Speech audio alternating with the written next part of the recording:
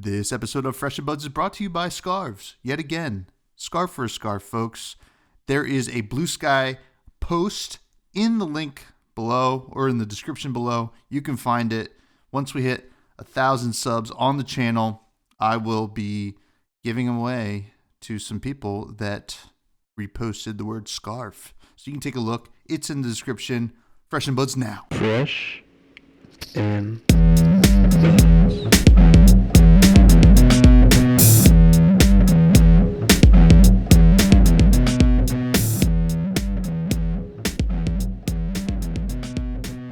All right, folks, welcome back to yet another episode of Fresh and Buds. I'm your host, Tommy Fresh, and you are all my buds. And today we are joined by Boosting Spendog, aka Spencer. How you doing, my friend? Welcome to the show. I'm doing amazing. I'm boosting right now. If that makes sense. I don't know. How you doing, Mr. Fresh? I'm doing all right. In the new studio, moved the stuff. Actually asked the buds how they store their playmats, and I got whatever that is on Amazon. That looks sick. Nice. I'm all organized for like once in my life, and it will probably stop in a week or two. Like, even if you look behind, I wonder if I can move. Look at that. That's all my Majestics and Legendaries and stuff like that in that box. I mean, it's good while it lasts. I'll tell you that much. But hey, listen, we got a great show for you all today. Spencer is a ball of energy. That is for sure. So now the pressure's on. You got to be. Now the pressure's on. No, but we're gonna get to know Spencer, and then we're about to get the Arakni reveal. I believe a week from the day we're recording, which is Monday my time. Actually. And that means we'll have a couple days of listening and viewing time before all of our predictions will be wrong. But that is all right. We're going to talk about what we think is going to happen and kind of just see how we're feeling about the Hunted in general. But before we do that, we got to get to know Spencer. What's your story, man? I mean, you just popped up and you're making great content, and you are, I mean, as I said, a ball of energy. Where does this all come from, Spencer? Where does it all come from? I don't know. Do you want to know how I got into content creation or how I got into Flesh and Blood? Which happened first? Well, I want to know TCGs before we get to Flesh and Blood. If you played any other TCGs prior, or what kind of games you were into before then. So, I've always been like huge into board games. I don't know why. I guess my family's just a big board game family. In primary school, I did the Pokemon thing, like smash fake Pokemon cards on the ground and scrape them, and then flip whoever has the highest number. And then it led to me actually wanting to learn how to play Pokemon properly. So, me and my mate went into the store and actually started playing the real game. And I think that's how my love for trading card games started. And his name's Jack, by the way. Shout out Jack. Just in case. He's gonna come up later in the story.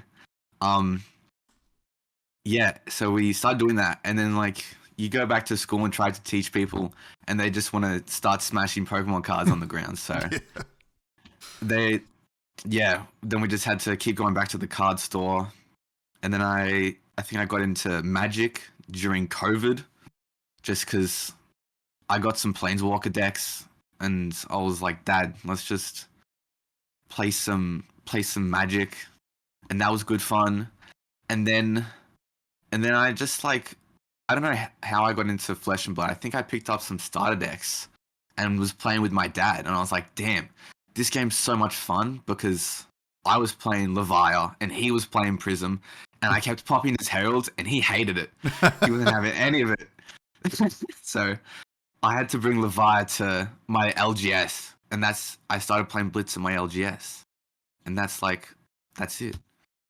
I mean, listen, it's come up on this show a million times and other people's content a million times, but those Blitz decks, especially the Leviathan versus Prism, that's why I hated Prism, right? I was like, this just loses to decks like Leviathan. And why did they make it like that? But obviously, we've come a long way. But that's pretty sweet. I mean, honestly, to be able to play with your father, that's like a really cool bonding experience. I think that's probably pretty unique. We've heard some stories of families playing together, but I don't think it's the most common thing, which is pretty cool. Now, when you say board games, what level of board games are you used to playing and play with your family? I don't know. I've got a bunch of board games here. Like the Mind, the Mind's a banger. Like I don't know if you've played Coup. Hmm. My mum loves Uno. It's very basic, but Yeah, it's a classic though. it's a classic banger game. And you can. My favorite part about Uno is that you can, like, just change the rules.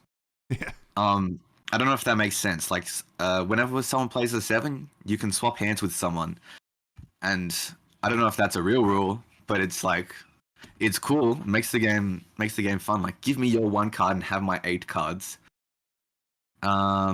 We tried playing big board games like Tapestry, and that was a little bit crazy. But we, just played the usual easy ones. I mean, listen, I think that the basis of every board game kind of comes from those original key things. Like I just got a board game called Arcs, which is by Letter Games, which they do Root and stuff like that. But it's a trick taking game, so like a lot like you need to match the suit and match the number. So like that is a basic thing that existed well before any like advanced board games. And it's still fun. We play a lot of Palace. I don't know if anybody's ever played Palace. It's like a regular 52 card deck game, not too dissimilar to Uno, but we got like house rules here as well. Now, what about Flesh and Blood drew you to it beyond just your dad getting that you're popping all of his heralds? So we used to be a Blitz community at the start, which was really interesting. It might have just been a Blitz season, but it made the game super easy to get into.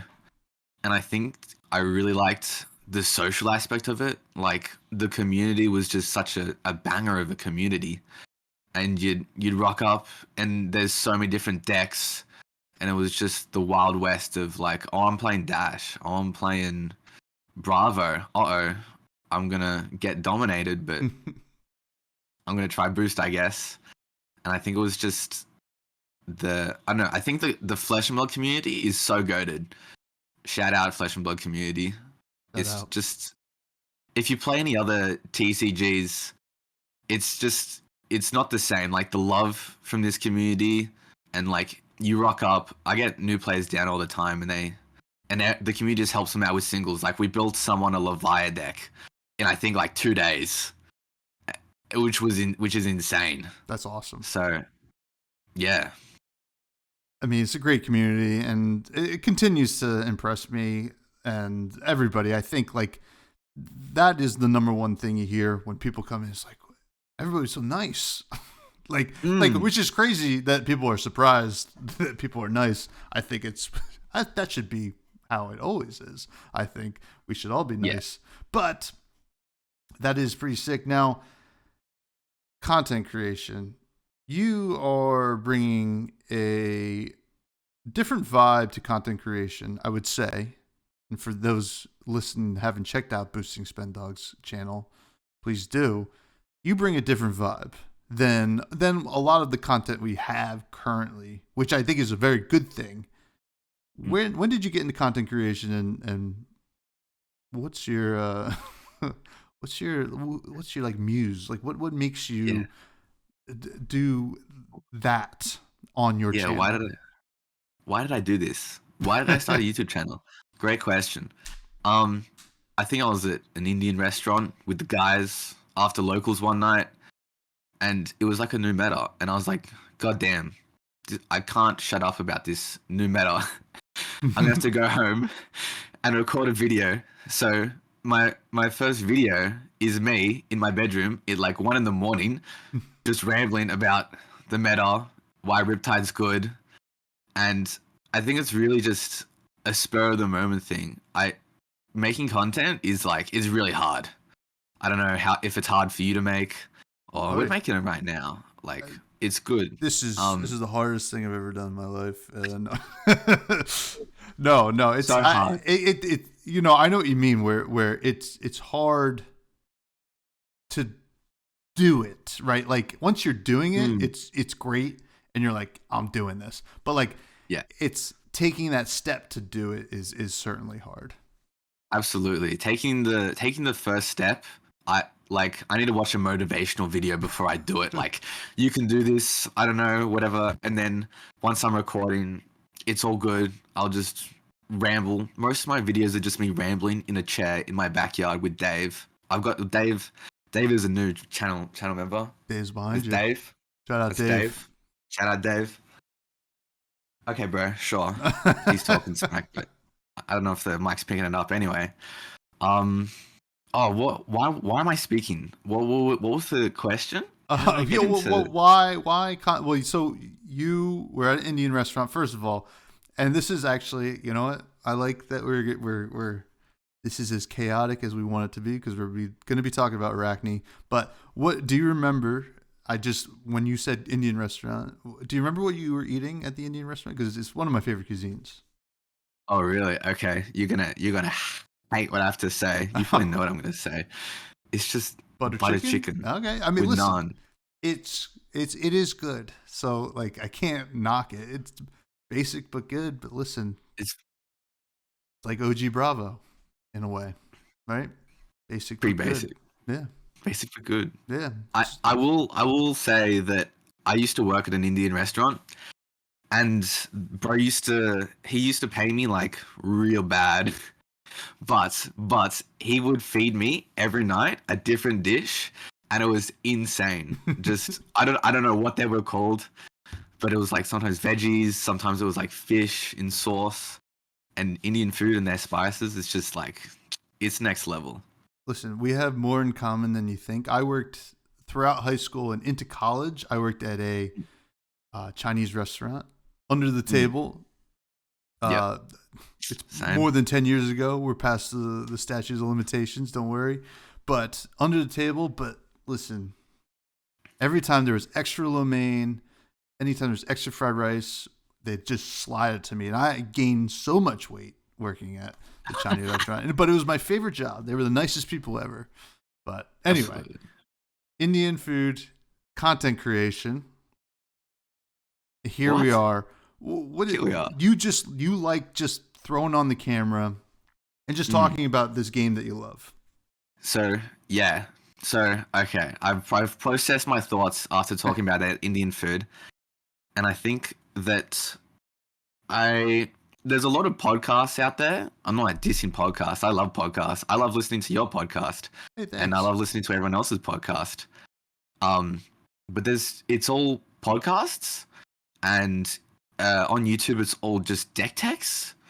And I think a part of the reason of the content that I make is that it's just different. Like, I don't want to like up myself or say my content's amazing. It's the best thing in the world. But I genuinely think that people enjoy watching my content. Like, I rock up to locals and people talk to me about the content. They say, "Bang a video, bro. When's Dave coming back? Where's Dave?" And I'm like, damn, I'll bring him back next video for you. And I think it's just a great feeling. And I just like making something that's just different that everyone can enjoy. If that makes sense.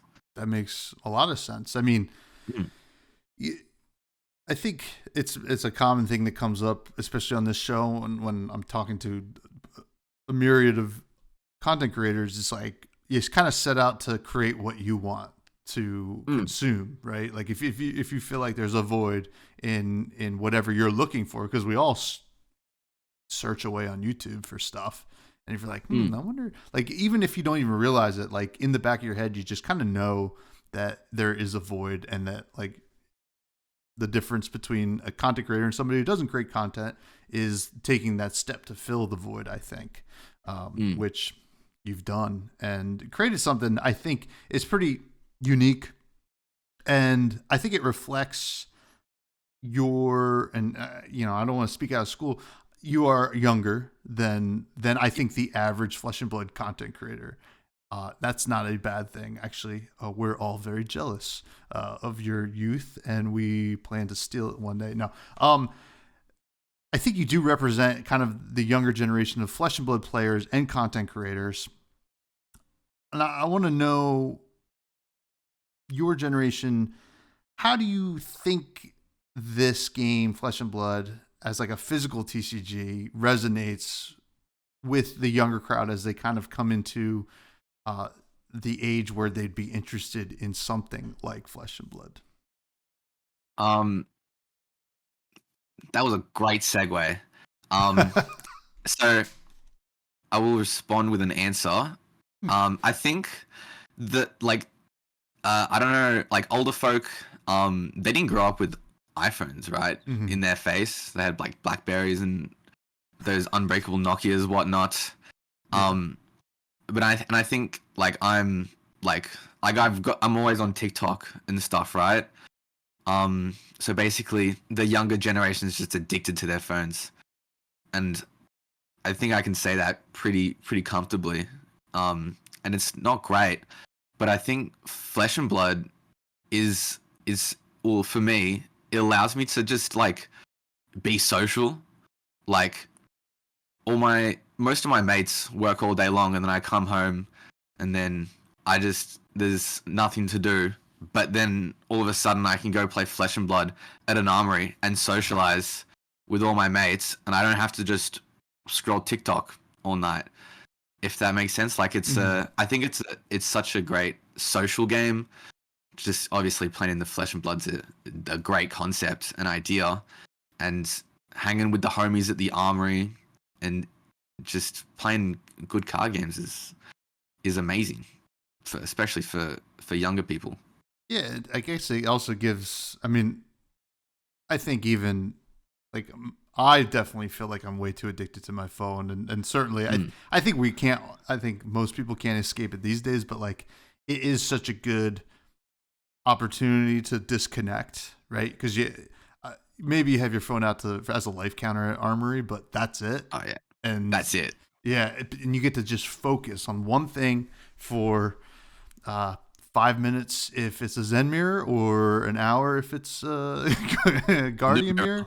But Guardian mirror. It's very cool, and I think that there's a lot of hope for it. And I think it's something that will, and I think we're all going to crave what you're talking about, the connection, right? I think we all actually crave that. That's why Flesh and Blood did so well during COVID, because people are like, I need to socialize with somebody, and here we are, and the game is over 5 years old. But the thing about the game being 5 years old, Spencer, is we need to know what your fresh faves are. There's been a lot of heroes, a lot of cards. We need to know, who's your favorite hero? Who's my favorite hero? Yes. Well, like, off the top of my head, Levia. Oh, Awesome. sorry, man. Sent Levia. Levia. Every time I say it wrong, he comes in and just he screams at me, and I'm like, ah. Into my head. He doesn't even message me. It's just in my head. But yeah, you don't want to Levia. know how I pronounced that card on episode 1 of Fresh and Blood. Not good. It wasn't Levia or Levia. Insert clip here. No. I'll go back find it one day. Yeah, that's hilarious. Yeah, Levia or Levia. And I think Dash as well. Dash is just a hero in general, because that was my first hero, and I love Mechanologist. Awesome. I mean, both banishing. So you like banishing. So there you go. That's like the common thread there. Thing. Yeah. What's your favorite weapon? What's my favorite weapon? Yeah. Yikes.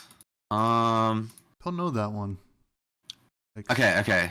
I have an answer, and I don't know if anyone said it, but Okay, I'm just gonna start going crazy. Hexagore, Okay. Hanabi Blaster, Construct Nitro Mechanoid. Okay. Okay. We've had definitely. I don't.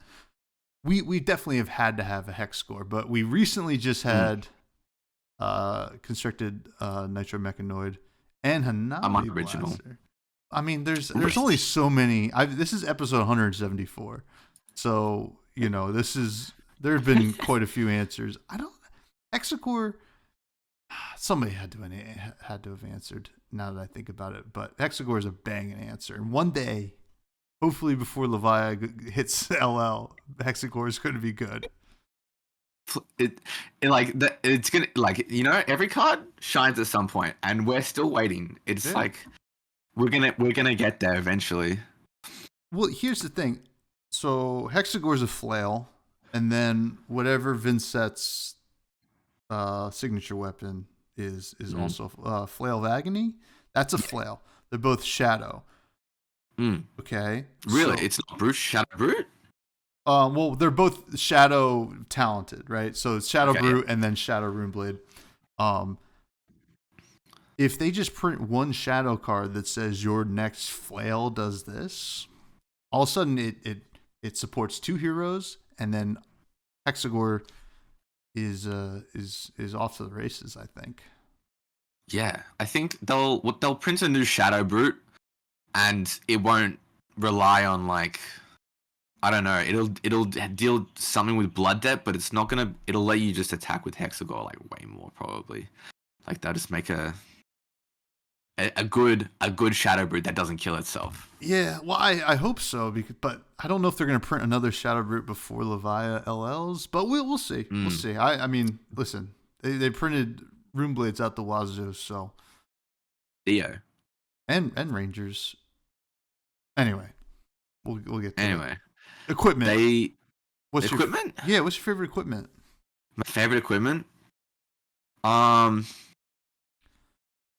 Carrying Husk is pretty good. Do you know the Husk joke? No, I don't know the Husk joke. Do you want me to say it? Sure. All right. Where does Levia put her husk when she goes flying? Her carry-on. Oh man! All right, well I gotta go. See you later, fellas. That's it. Toodaloo. No. The Carrion Husk is a great answer. I mean, listen, you Levia, Hexagore, Carrion Husk. Yeah. We gotta know now though. What's your favorite run-of-the-mill card you throw into your deck? Could be an action, non-attack action, D-react, instant. Whichever. Top of my head, I kind of just want to say bingo, but because it's like doo-doo, right? No one's gonna play it, but it's so much fun because it's it's this or it's this. Yeah. Listen, in my first draft of my KO deck, it was running bingos. It's a 6 in KO, right? And it's got an on hit, kind of. Yeah, dude. But bingo, I don't know if anybody's answered that one. That one might be pretty unique. That might cool be beans. Unique. I'm a big fan of flavor cards. Mm-hmm. I was gonna say Art of War, but that card got banned. Sure did. But that's probably my real favorite card. But I'd rather cards that are fun and cards that are flavorful. I mean, I agree. I mean, listen, you look at Hexagore alone, and that is, I mean, it's not good, but it is, it is something, and it is cool. And you just look at it, you're like, well, if I could just get to 6 blood debt and then attack with this, it's a 2 for 6. That's so good on a weapon. But obviously, there's other hurdles that we have to deal with. Now, Spencer, this is arguably the most important question. What class and talent would you be in the world of Wraith? I knew this was coming. So I thought about it. and I want to say I'd be a bard because I Okay. think I like entertaining people. Okay. But why would I want to be a bard? I don't like playing music. So maybe I'd be. I don't know what's a cool class. I mean, they're all kind of cool. I mean, Bard sure is mostly music, but like we don't have a jester class yet, which would kind of be No. like, like court jester. That'd be kind of cool because you're not necessarily playing music, but you're entertaining the court and getting people pretty hyped. Yeah. But we don't have that. There's no clown class either, so I can't pick that. If I was actually gonna be something, maybe I'd be like a wizard, just conjure up some like tacos whenever I'm hungry. Yeah. I'd like to spawn a fang and feed, and then boom, it appears and I can eat it. That's okay. Boom, I'm a wizard. What talent? What talent? What talent? Like we've got ice, shadow, earth, lightning. But out of all of them, hang on, can I check February? Is that chill? Is that legit? Yeah. February, a great go. resource for folks in the Flesh and Blood world. Shout out February. Chaos talent? Oh, yeah. Like, listen. Segue into the next segment of this podcast. Chaos Wizard does sound pretty sick. We don't know what Chaos does, though, yet. Now, let's talk about Arakni and the Chaos talent that we know exists.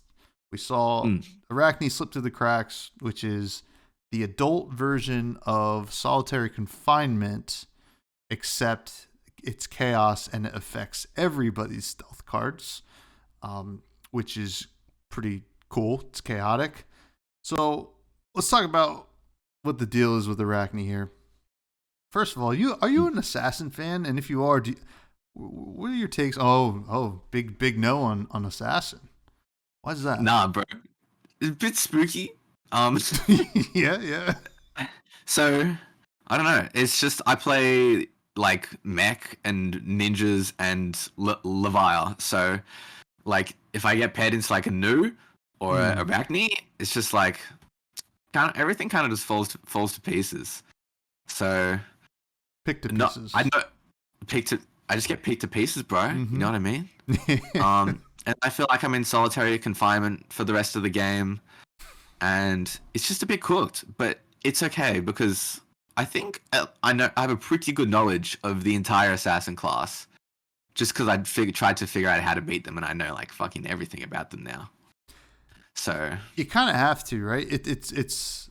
I always make the comparison that it's like Dorinthia, right? You need to know what they could have at all times to be able to beat the class, because if not, they're just going to run over you, and you're exactly. I overblocked. I didn't block enough. Oh, well, listen. Yeah. I'm back and forth on Assassin myself. Arakni I always thought was really cool though, so I'm pretty excited to see what the Hunted gives us here. We saw, well, first of all, who is Arakni? They're always wearing a mask, right? Is there going to be some kind of reveal of Arakni was some other character in Wraith this whole time? Imagine it's Dash. That would be crazy. Everyone's like, what? What are you doing? Dash, go back to metrics. I think we've seen enough art from this set to know that it's just a spider. Arakni is literally just a spider. I don't know who's under the mask. It could be kind of cool to see Arakni without the mask. But have you seen like all the spoilers on like Twitter of like the I think it's like an eye and it like flicks through the numbers and it lands on a random thing? Yeah. I feel like that's a little bit chaotic, right? Yeah. And Arakni can like shapeshift, and we saw like 8 marvels or 6 marvels. Maybe we should check if there's 6 marvels, because then we're definitely rolling some dice. I think there were. Oh, jeez. I thought there were 8. Oh, jeez. Like one for each leg of the spider, but it might have been 6. I don't really remember. It's not on. I don't think it's Ooh. on February, is it? No, No. I think that'll be on February, but Oh. it could be some random shape-shifting stuff going on. Yeah, which I think, honestly, I think that's probably where we're at with Arakni. Just maybe even some kind of demonic thing going on that is able to, take form and it could be even I'm what's the name of the shapeshifter in the game? The shapeshifter in the game? Shyana. Oh, Shiana. Yeah. That's a shapeshifter. So we've seen it before. We'll see it again. Arakni and Shiana? Listen, I don't know if you remember this, but Shiana showed up in like lore articles for the uprising kind of stuff. Whenever that was, I think she talked to Icelander and whatever. But then we all thought that she was going to show up in Uprising, and then she didn't. So now we know that there's assassins. They've used that language on like the product page or whatever. Do we see a couple different assassins here? Maybe. I think it's pretty solid that we're getting Arakni in the main set. But are you saying that we get like two assassins? Or I think maybe at least 2 different versions of Arakni. And so my thinking here is we saw Slip Through the Cracks. They showed us that, and it wasn't that big of a deal because it's kind of a reprint, right? Just like a modified reprint. So I have to imagine that we'll get that as one of the playable assassins. Yeah. And then the other one is going to be like the brand new spicy the one that does all the Marvel shape-shifting stuff, which I think would be kind of neat. Now, the Chaos talent, and you mentioned the dice rolling, there's got to be some kind of randomness here, right? Absolutely, right? The question is, do they errata scab skin leathers so that Arakni can play it? I reckon they will. There's probably a 90 chance. Does that make sense? 100% chance. Okay. 90 chance that Scabbies gets errated here, so that Chaos can use it. I think the Chaos talent. Mm-hmm. I think they'll make it so that there's like a keyword called chaotic, and it doesn't that'll affect both players. So like chaotic on hit, both players do something, like both players draw a card, or both players get a blood rot or something. Mm-hmm. I think that's literally what the Chaos talent is gonna be. But I don't know. Do you have any thoughts on the Chaos talent? Listen, I think that we know that it's going to probably be like a powerful effect on the Chaos cards that has a big downside of perhaps affecting your opponent as well in a positive way or whatever. Now, it all really, I guess, brings us to because we know that in the Hunted there is a mechanic called marking, right, where things get marked to be hit, and there's a benefit if you hit them, yada yada yada. And we saw some stealth cards that have stealth and contract. It's all coming together. You are contracted to hit a marked hero named Fang whenever you complete this contract, draw a card. So the question is, will this new Arakni be able to maybe even turn another hero into Fang or Syndra, right? Because these cards are so narrow. Defang the Dragon and Extinguish the Flames, which that's both the contract cards that, reward you for hitting a marked hero named Syndra or Fang. Those are so narrow. You can't play those really outside of limited. So do you think that we're going to get a way to like say, hey, you're named this for this turn or something like that? Yeah, like just say this is your name now. It's like reverse censor. Yeah. You are maybe. I know there's a card that says mark an opponent if it's Arakni, gain a resource. Mm-hmm. But maybe are those, I don't know if those cards are draconic or if they're assassin cards. But the one you just named, Proclaim Vengeance, is a draconic card. But okay. the other two are just straight up assassin.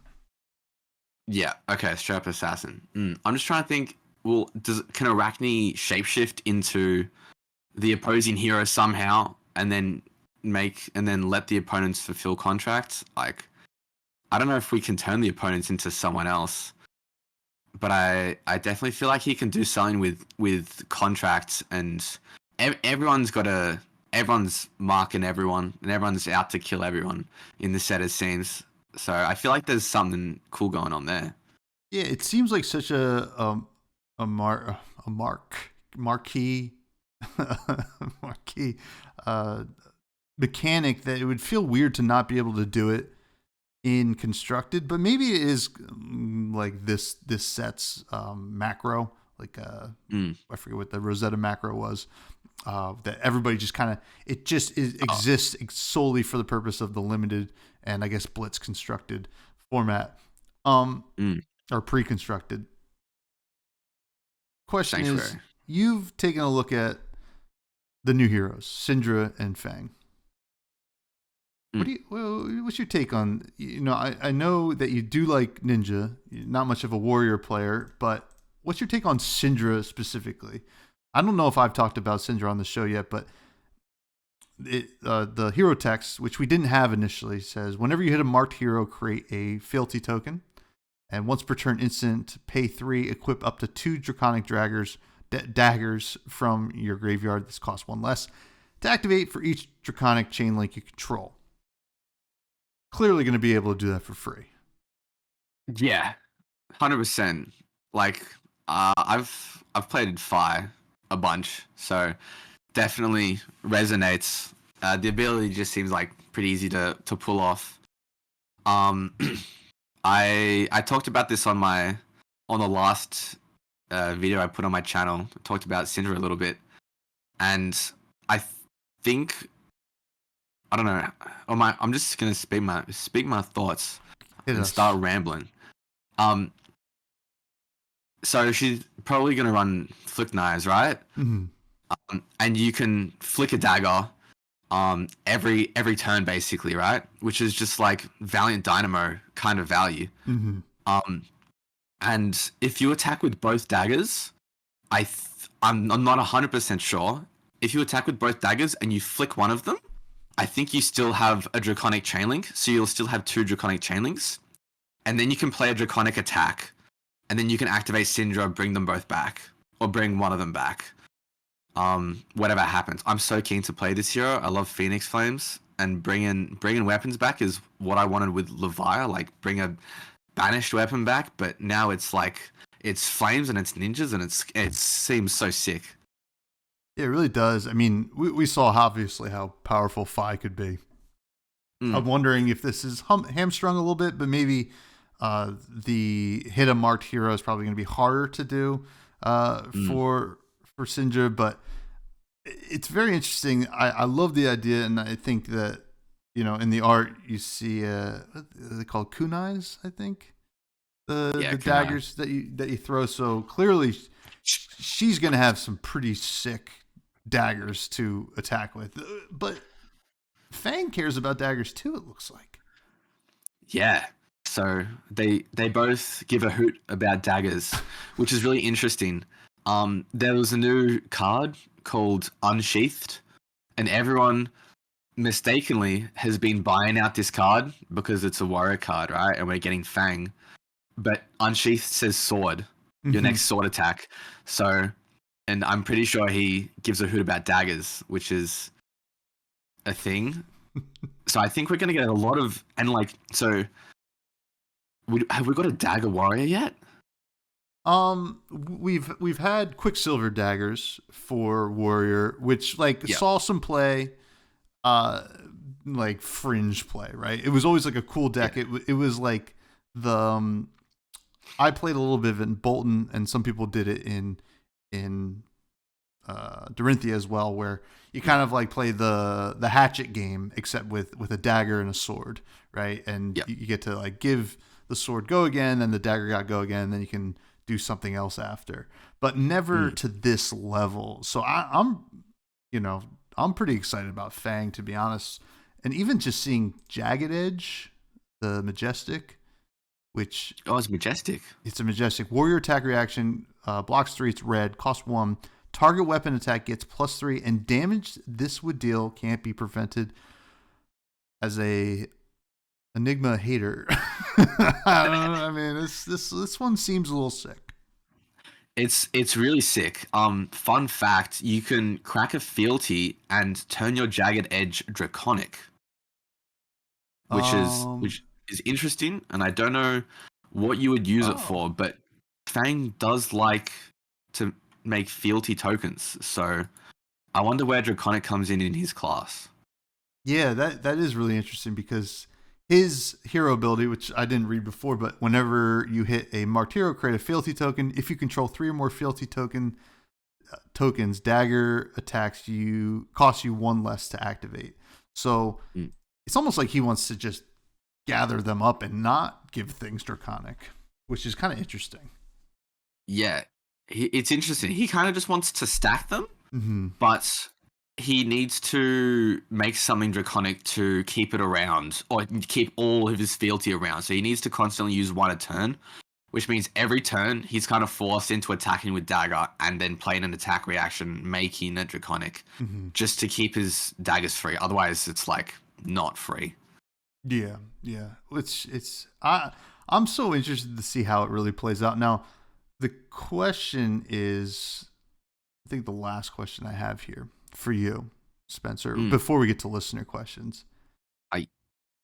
We see that Syndra cares about daggers, Fang cares about daggers, and we also know that Arakni, they played assassins play daggers, right? This is the dagger set, clearly.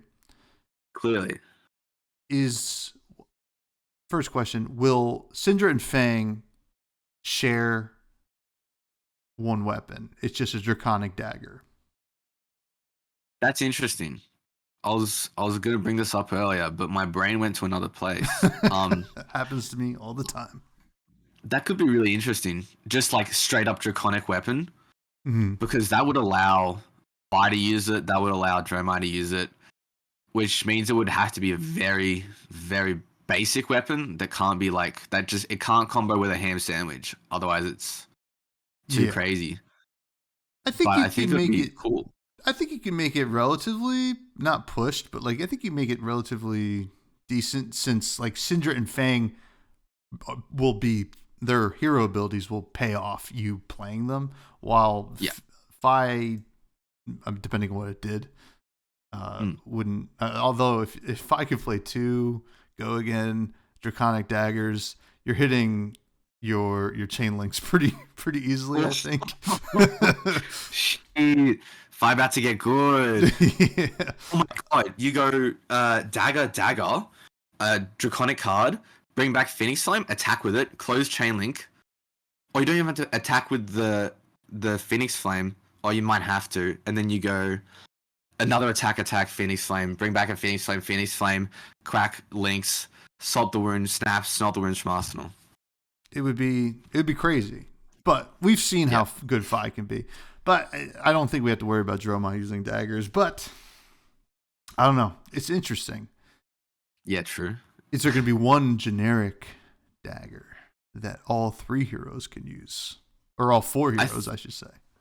All 4 heroes. I think it'll be a 3 hero set, right? But they hinted at assassins, as in 2 assassins. That could be kind of cool. 2 assassins, a ninja and a warrior. Maybe we will get 4. I'm not entirely sure, but I think the dagger thing you're going on about, we could get super simple, like a 1-cost dagger, has 1 power and maybe like no text, like literally no text. Because there's like maybe they'll say go again, but like you have the flurry stance, which one is it? Agility stance. At the start of your turn, destroy this, then your daggers get go again, and it's an aura. So like, do the daggers not have go again? Right? Do they not have plus? Like, it's really weird. But I guess that's the warrior one, so that kind of hints at the fact that the warrior is going to have different daggers. But Rip theorizing. Oh my god, this is too hard. Well, I guess we'll have to see in a couple of days when all of this has been wrong, and I will scrub this episode from the internet. No, I'm kidding. I always leave up all the bad takes. You know, historically, this would be fun. When Bill LePage came on, he does all the set reviews with me. We notoriously got Warmonger's Diplomacy way wrong. We said, this is really bad. Oh, really? We're like, this is for UPF, you know, whatever. This is the worst card we've ever seen. And then everybody's like, whoa. Whoa. We left it up, and we only reference it every single set review we do now, saying, listen, there's always bound to be one Warmonger's Diplomacy. Now, Spencer, we do have listener questions. Oh, wow. From the Buds Discord, which is free for everybody to join. It's in the link below.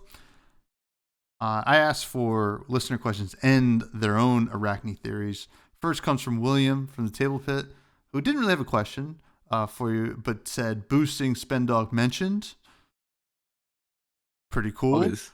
Pretty sick. Pretty cool. And then William's prediction was Arakni was every character in Wraith lore all along. The whole universe is just Arakni. William, thank you for such an insightful theory. Do you agree with that theory? Yeah. Thanks, William. That's a killer theory. I think you're probably bang on. I don't have much else to say. You said it all, right? Next time someone needs explaining, just quote that exactly. That was perfect. That exact quote. Actually, that should be the actual tagline of the Hunted. Of the Hunted. After they reveal Arakni. Capolo asks, which Flesh and Blood hero would be the best chef, and how would they cook meeps for Christmas? How would they cook meeps for Christmas? And what is the best fab hero for cooking? Yeah. What do you think, bro? Who do you think's a good chef? I take a look at Bravo, and I think Bravo definitely could cook up a mean meal. Oh. Yeah, he pumps iron. He looks ripped, bro. I would trust his cooking. Yeah, I think so. I think that honestly, like, Katsu would probably make some mean meals as well. Just like welcome to, I wouldn't trust Reinar as much as I love Reinar, and I wouldn't trust Riptide, unfortunately.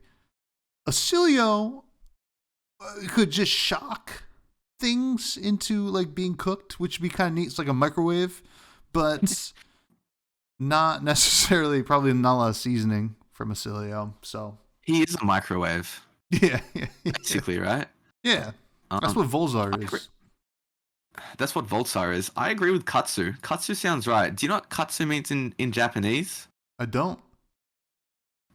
I'm like, this is a 50-50 guess, but I think it means chicken or avocado. Probably chicken. I think it's chicken because there's the chicken katsu curry.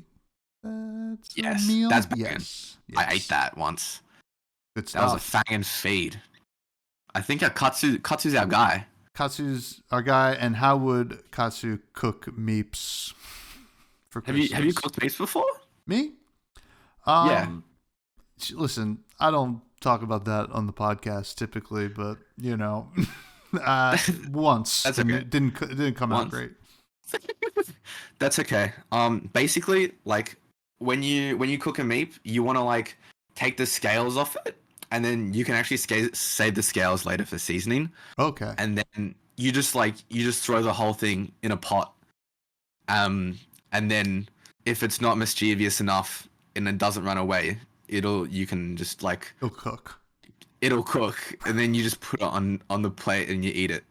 So the scales for the seasoning, are you sprinkling whole scales on there? Or are you like a mortar and pestle, like grinding up the scales as like almost like a spice powder? So you get a lot of scales. So you don't actually need all the scales, but you can grind them up. But just make sure it's not too fine. I've got a not sponsored Thermomix. Okay. And just grind them up, and it gets them to this like really nice fine like 3x3 millimeter cube, and it's like croutons, right? You don't want a whole piece of bread, but also you don't want like crumbs. It's just like that nice. Okay. I don't know. You know what I mean? Listen, I know you said you're not sponsored. I am sponsored. If you want a Thermomix, go to thermomix.com. Promo code fresh for no, that's a joke. You could try it. It'd be kind of funny. Somebody might get a kickback there. That sounds delicious. I think that is, and I think Capolo is going to really like that answer, right, Capolo? Yeah. Right. Yeah. Good luck with your cooking, bro. Don't cook it too long. If you get it too long, it gets a little bit rubbery. Yeah. That's a tip. Tip. And if you're gonna, and then at that point you have to just cook it even longer, so you just have to break down everything. So like you can slow cook it, right? Mm-hmm. Like a crock pot. Oh man, man, I'm hungry for meats. Next question comes from Sigma, who asks, "You went to Japan for the Worlds event. Are you as serious about playing the game as you are goofy outside of it? Do you have goals for both of those sides of yours?" Yeah. That's my basic answer. I'll elaborate now. Yeah, so I went to Japan for Worlds. I didn't play in Worlds. I played in the calling, and I X2'd day one, Nice. and then woo! It just made my elo. Like I got like 40 elo total from the whole thing, so instantly basically got into Nats, which is sick. But yeah, I do take it kind of seriously. Like I feel like I enjoy playing the game enough. And like I have enough fun just goofing around and having a YouTube channel while playing it and taking it seriously and getting better. I don't know, it's really good. I do want to do well at Nats. I do want to win a big event. That's definitely a goal. But I just think since I play Leviah, it's a little bit hard. I'm throwing a little. Leviah is the best she's ever been. Yeah, she's so good right now. She's pretty good. I mean, listen, who else has a demi hero? No one. I guess kind of no one. Teklo, but you know what? Just get out of there. That's not demi. It doesn't say demi hero. That's true. It doesn't. It doesn't say demi hero. I don't know. Hang on. Okay. Singularity. I don't think it says. I don't think it's a demi hero, but I know it's shadow, so I kind of mess with that. That's kind of sick. It is cool. Oh, it doesn't want to flip for me. That's all right. We'll That's say all right. It's not a demi hero. Only Leviah. Only Leviah. And then Sigma also. That's my favorite card. Sigma also had a prediction that triggering chaos abilities also triggers a dice roll to change to a new Arakni demi hero, like the Marvels that we saw. Now that's probably bang on, to be honest. Closer. Yeah. That's like, I feel like that's what I said, but he made it make sense. Like, you don't have to think about what I said. That's just it. You know, listen, I think we can all be right, or we could all be wrong. Yeah. And we'll find out, I'm sure. And then finally from Darth Prentice, a.k.a. Greg, who asked, what's it like having the tall Timmy for a dad? Tall Timmy had me boosting Spendog. And yeah, it's great, you know. He's like, whenever I go to Sydney, I get to meet him and he says hello. I'm in an iron. He's, when you, yeah, great guy. Good guy. Similar What's he say? energy. What's his tagline? Team! Oh, Banger. That's a banger line. Heard that every morning when he drops me off to school. And when he picks me up, like me and all my buds, and he walks up and he goes, "Team, how are we going and what are we doing?" And everyone's just like, "What?" Yeah, there you go. I think that well, Paul's the best. Tall Timmy team. Get him back on the show soon. I think. I love that Hopefully. guy. I'm happy for him. Me too. You know what? I'm happy for your dad. He's a good guy. Oh man, Spencer, this has been a great time. I hope you had a good time. Time to say our goodbyes to the folks at home. No. I need you to plug everything you'd like to plug, and thank you. Everything I'd like to plug. Yeah. No worries. Thanks for having me. I like to say Tall Timmy's not actually my dad. Yeah. That's too crazy. You can subscribe to me on YouTube, or you can find me on. You don't have to subscribe, but I highly recommend it. Boosting Spendog on YouTube. If I haven't said Boosting Spendog enough and it's not in your head, I don't know what happened. At Spendog9 on Twitter, but if you look up Boosting Spendog, I should just be there. And I think that's it.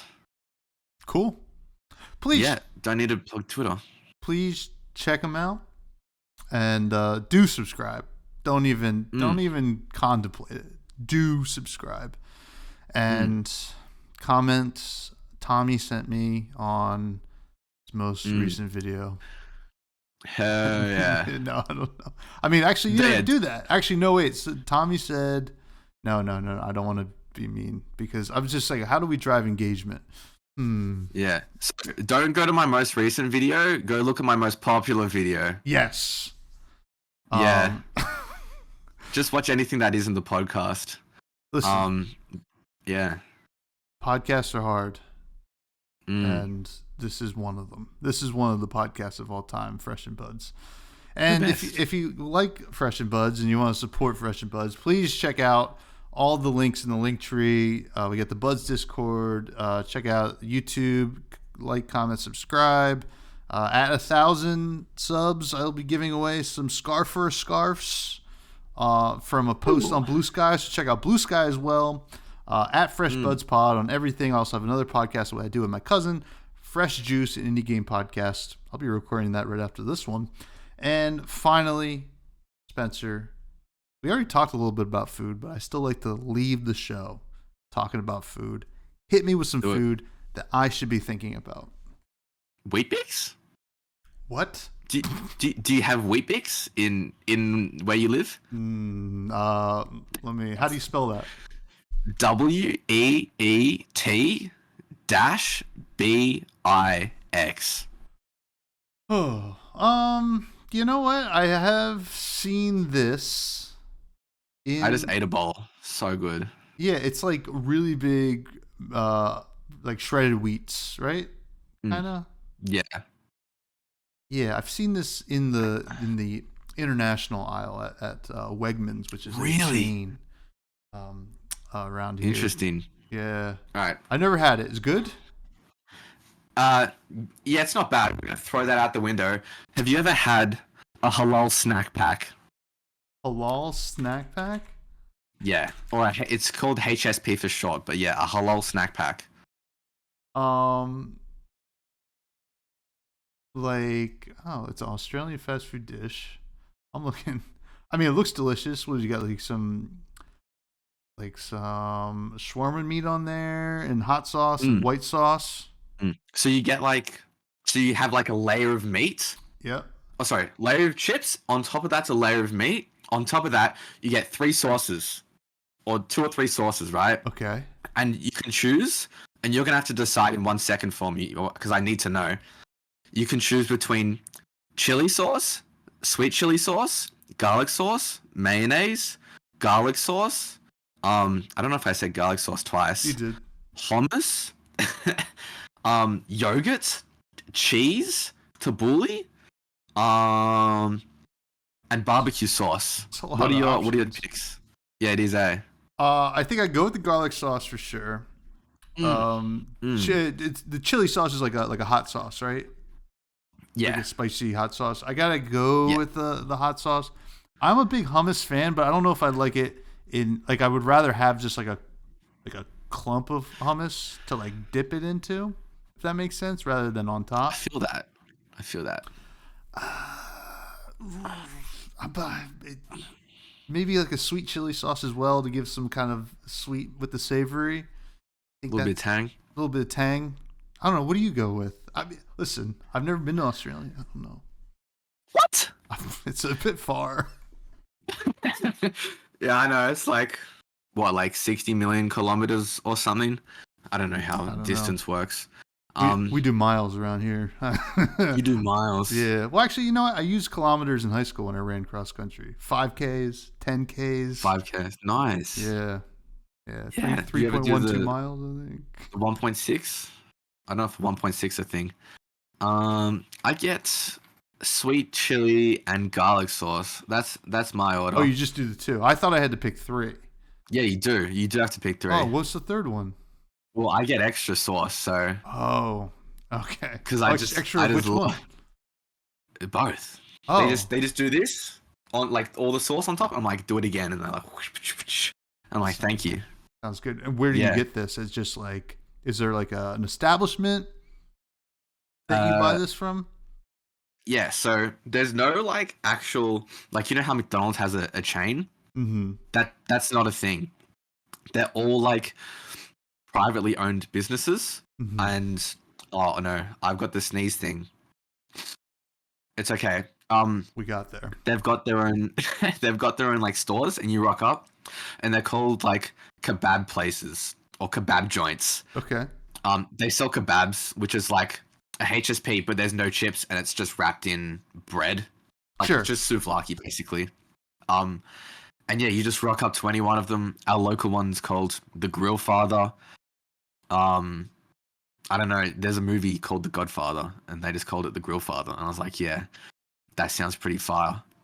Pretty sick. And usually people get chili, garlic, barbecue. That's called the Holy Trinity. But people like to spice it up with different stuff. Okay. Yeah. You know what? I don't know if the barbecue sauce is like our barbecue sauce, but like I think this is maybe a hot take. I think barbecue sauce is a little overrated. It is good, but I think there's better options out there. But listen, when I get down under, I will certainly seek out an halal snack pack. Yes, What absolutely. What did you call them before? Halal HSP? snack pack? HSP. HSP. Yeah. Get it? Oh, I get it. That makes so much sense. Well, after all that halal snack pack talk, we don't have time for Charmer, but I'm sure we'll get to him at some point. Thank you, Spencer. Thank you, everybody. Thank Have a you. great week. Arakni's coming. Stay You too. fresh.